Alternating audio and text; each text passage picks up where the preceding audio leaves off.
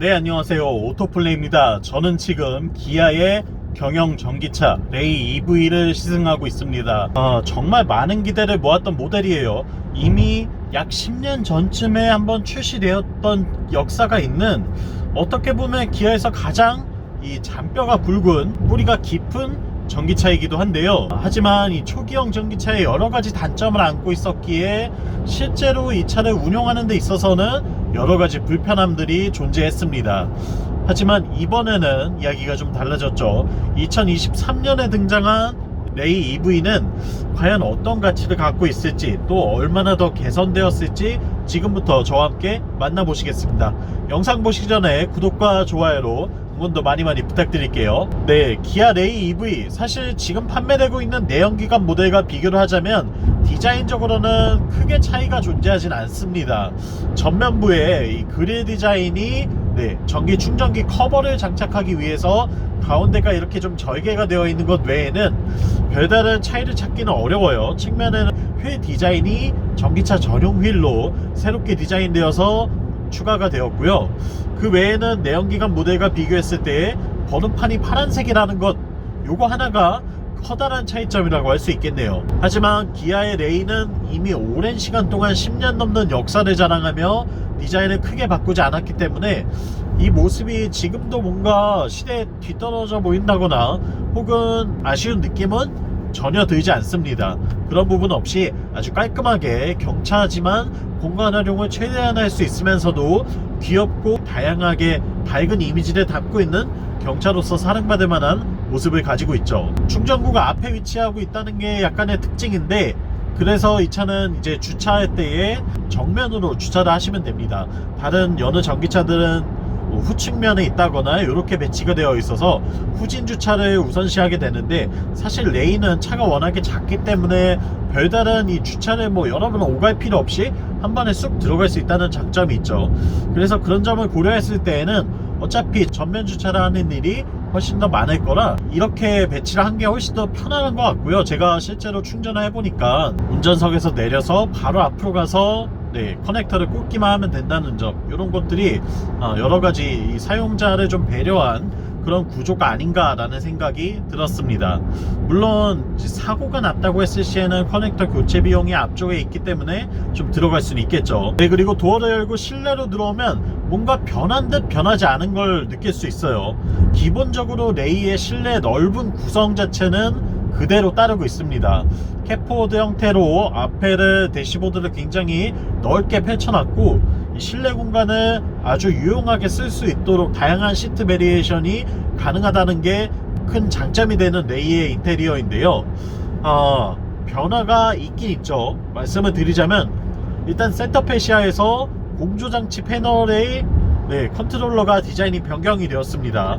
예전에는 다이얼 타입으로 뭔가 귀엽게 아주 오랫동안 써왔던 그런 형태를 취하고 있었는데, 이제는 수평형으로 버튼을 넣어놨어요. 물리 타입으로 버튼을 배치했고, 다른 차에서 어딘가 본 적이 있는 것 같은 느낌이긴 하지만 그래도 변화를 주고 세련된 느낌을 준다는 점에서는 반갑게 느껴지는 요소가 되고요. 그리고 변속 레버가 위치하고 있던 이곳, 스텝 게이트 방식의 변속 레버 대신에 수납 공간을 마련을 했습니다. 이렇게 여러가지 수납 공간을 짐을 넣을 수 있도록 준비가 되어 있고요. 이 차는 전기차이기 때문에 더 이상 변속기가 필요하지 않죠. 때문에 이러한 이유로 이 변속기를 여기서 없애버리고 시프트 바이 와이어 형태로 칼럼식 이 EV9에 들어가는 것과 똑같은 레버를 장착을 해놨습니다. 그래서 여기가 수납 공간이 되고, 그 옆에는 전자식 파킹 브레이크가 들어가 있어요. 기존의 레이는 족동식이었죠. 풋브레이크 형태로 파킹 브레이크를 잠가야 했었는데, 전기차 레이는 여기서 EPB를 작동을 시키면 됩니다. 그리고 오토홀드 기능까지 추가가 되어 있어요. EPB가 있기 때문에 당연히 얻게 되는 또 하나의 부가적인 편의사양이라고 할 수 있겠네요. 그리고 스타트 버튼은 EV9과 마찬가지로 칼럼식 변속 레버 안쪽에 붙어 있고요. 이번에는 핸들이 이 버튼을 가리지 않고 있어서 작동하기는 훨씬 더 편한 것 같네요. EV9에서는 스티어링의 디자인이 요 전원 버튼을 막고 있었기 때문에 시동을 어떻게 거는 건지 다소 의아하거나 좀 조작하기가 힘든 면이 있었는데, 이 차는 그래도 이렇게 눈으로 보면서 찾아서 누를 수 있기 때문에 이런 부분은 좀 사용성이 개선된 것 같습니다. 그리고 꽤 놀라운 변화가 또 하나 있죠. 바로 디지털 클러스터의 적용입니다. 정말 놀라웠어요. 이게 물론 전기차이긴 하지만 어쨌거나 경차이기 때문에 과거에 사용하던 아날로그 방식의 클러스터가 들어가지 않을까 했는데 풀컬러 디스플레이를 넣은 디지털 클러스터를 만날 수 있게 되었습니다. 경차에서는 진짜 보기 드문 사양이죠. 이 또한 꽤 높은 만족도를 주고 있고요. 기존의 레이에서 확인할 수 있었던 열선 시트라던가 운전석 통풍 시트, 그리고 열선 스티어링 휠 같은 기능들은 모두 다 기본적으로 갖추고 있습니다. 하이패스도 물론이고요. 시트도 풀플랫을 할 수 있도록 구성이 되어 있죠. 그리고 안드로이드 오토와 애플 카플레이도 지원하는 인포테인먼트 시스템을 넣어놨어요. 와이드 타입은 아니지만 그래도 꽤 넓은 화면을 제공하고 있습니다. 또한 주행 보조 장치로는 차선 유지 보조 기능이 들어가 있어서 고속도로에서 반자율 주행까지는 아니더라도 그래도 어느 정도 이 차선 유지 보조의 도움을 받으면서 운전을 할 수 있다는 거, 요게 또 하나의 장점이 됩니다. 여기에 어댑티브 크루즈 컨트롤까지 들어갔다면 더할 나위 없이 좋았겠지만 그건 아쉽게도 제외가 되어 있네요. 네, 그리고 뒷좌석으로 좀 넘어가 보면 경차치고는 정말 믿을 수 없을 정도의 넓은 실내 공간을 자랑하죠. 뒷좌석 시트가 리클라이닝 뿐만 아니라 슬라이딩도 지원이 되고요. 6대4 폴딩도 할 수 있고, 여기에 시트를 풀플랫으로 눕혀서 차박을 한다거나 짐을 가득 싣는데도 전혀 문제가 없습니다. 이런 부분들 때문에 레이를 구입하시는 큰 이유가 되기도 하는데요. 전기차에서도 역시나 동일한 이 공간 활용을 할 수 있다는 거, 이것도 매력 포인트로 챙겨갈 수 있겠네요. 네, 이제 퍼포먼스에 대해서도 이야기해 봐야 되겠죠. 레이 EV 싱글 모터 구성이고요. 전륜 구동입니다. 싱글 모터로 앞바퀴를 굴리고 최고 출력은 87마력, 최대 토크는 15kg 포스미터를 자랑하고 있어요. 배터리는 35.2kW급의 LFP 배터리가 장착이 되었는데요. 중국의 CATL사의 배터리를 사용하고 있긴 합니다. 하지만 세계 점유율 1위의 엄청난 배터리 회사이기도 하고 충분히 어느 정도 성능이 검증된 곳이기 때문에 막연한 선입견을 갖고 볼 필요까지는 없겠다라는 생각이 들고요. 다만 이 인산철 배터리는 우리가 알고 있는 MCM 배터리에 비해서 효율이 약간 떨어진다는 아쉬움은 있죠. 그런 점을 감안하고 저도 시승을 해봤는데요. 배터리 용량이 35.2kWh로 예전에 초기형 레이 EV보다는 훨씬 더 나은 용량을 보여주고 있어서 주행거리에서도 분명히 이점을 얻을 수가 있었습니다. 제가 이 차를 100% 충전을 하고 나니까 주행 가는 거리가 한 270km 정도 나왔었고요. 그리고 제가 충전한 상태로 현재 216km 정도를 탔고, 그리고 48km 정도를 더 갈 수 있다고 나옵니다. 계산을 해보면 대략 한 260에서 70 정도를 탈 수 있다는 이야기가 되죠. 이런 걸 봤을 때는 오차 범위가 크지는 않은 것 같아요. 물론 지금은 이 계절이 한겨울이 아니기 때문에 온도의 영향을 받지 않아서 그런 거라고 볼 수 있겠고요. 공조장치는 에어컨은 작동했고 히터는 작동시키지 않았습니다. 봄, 여름, 가을 3계절 동안은 이 정도의 주행거리를 보여준다고 생각하시면 될 것 같아요. 제가 볼 때는 시내에서만 타신다면 300km 정도 충분히 탈 수 있지 않을까 생각이 들고요. 정말 여유있게 마음껏 탄다고 하더라도 250 이상은 충분히 기록할 수 있습니다. 하지만 뭐 겨울철이 된다고 한다면 주행거리가 200km 정도로 떨어지겠죠. 그거는 감안을 해야 될 것 같고요. 연비가 굉장히 좋아요. 진짜 깜짝 놀랐습니다. 제가 마음먹고 80km 이하에서 시내 주행을 하니까 전비가 킬로와트 시당 8km를 넘어가더라고요. 8.4, 8.5, 8.6 이렇게 쭉쭉 올라가는 모습을 볼 수가 있었고요. 이렇게만 탄다면 300km 충분히 타겠는데 라는 생각이 들었습니다. 물론 이제 속도가 높아질수록 전비는 하락하게 됩니다. 80에서 100 정도 사이로 어느 정도 고속 주행을 한다면 킬로와트 시당 7km 정도 가는 것 같고요.